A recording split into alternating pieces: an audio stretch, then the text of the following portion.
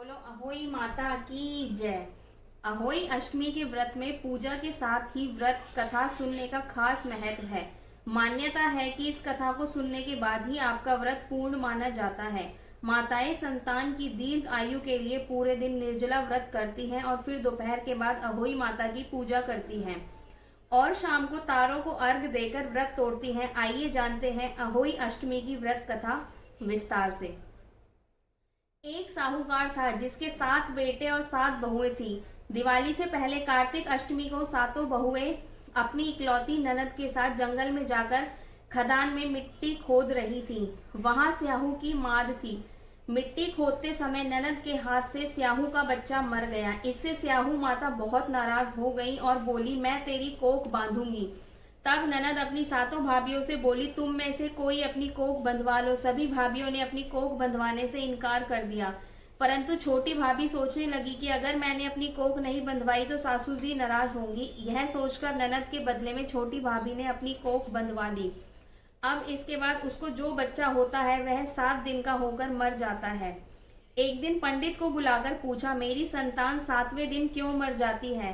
तब पंडित ने कहा, तुम सुरही गाय की सेवा करो। सुरही गाय स्याहू माता की भाईली है, वह तेरी कोख खुलवा देगी, तब तेरा बच्चा जिएगा।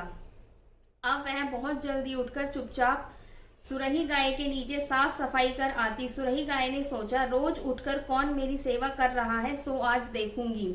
गौ माता खूब सवेरे उठी, देखती है कि साहूकार के बेटे की बहू उसके नीचे साफ सफाई कर रही है। गौ माता उससे बोली, क्या मांगती है? साहूकार की बहू बोली, स्याहू माता तुम्हारी भाईली है और उसने मेरी कोख बांध रखी है, सो मेरी कोख खुलवा दो।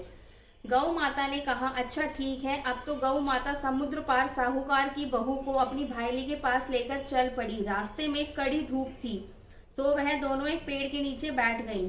थोड़ी देर में एक सांप आया। उसी पेड़ पर गरुड़ पंखनी का एक बच्चा था।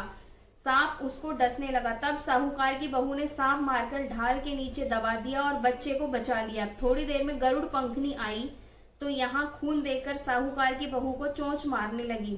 तब साहूकार की बहू बोली, मैंने तेरे बच्चे को नहीं मारा, बल्कि सांप तेरे बच्चे के करीब आया था, मैंने तो उससे तेरे बच्चे की रक्षा की है। यह सुनकर गरुड़ पंखनी बोली, मांग तू क्या मांगती है?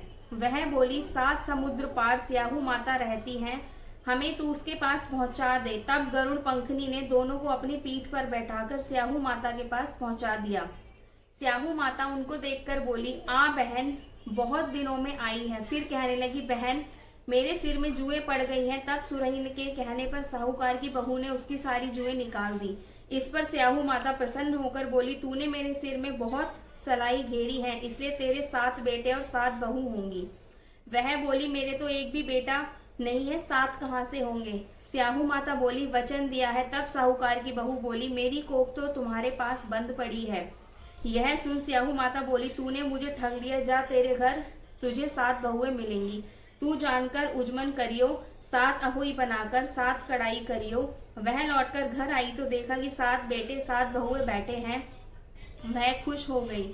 उसने 7 अहोई बनाई, 7 उजमन किए और 7 कढ़ाई करी। शाम के समय जिठानियां आपस में कहने लगी कि जल्दी जल्दी पूजा कर लो, कहीं छोटी बच्चों को याद करके ना रोने लगे। थोड़ी देर में उन्होंने अपने बच्चों से कहा, अपनी चाची के घर जाकर देख आओ कि आज वह अभी तक रोई क्यों नहीं।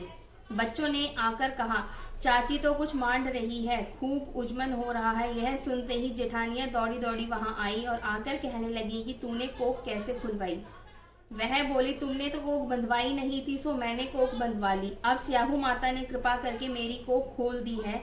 हे स्याहू माता, जिस प्रकार उस साहूकार की बहू की कोख खोली, उसी प्रकार हमारी भी कोख खोलना। एक कटोरी में गेहूं के दाने या फिर हल्दी चावल लेकर कहानी सुने। बोलो अहोई माता की जय। जय अहोई माता। आप सभी पर और आपके बच्चों पर अहोई माता की कृपा यूं ही बनी रहे। आप सबके बच्चे खूब फले फूले। बोलो स्याहू माता की जय। अहोई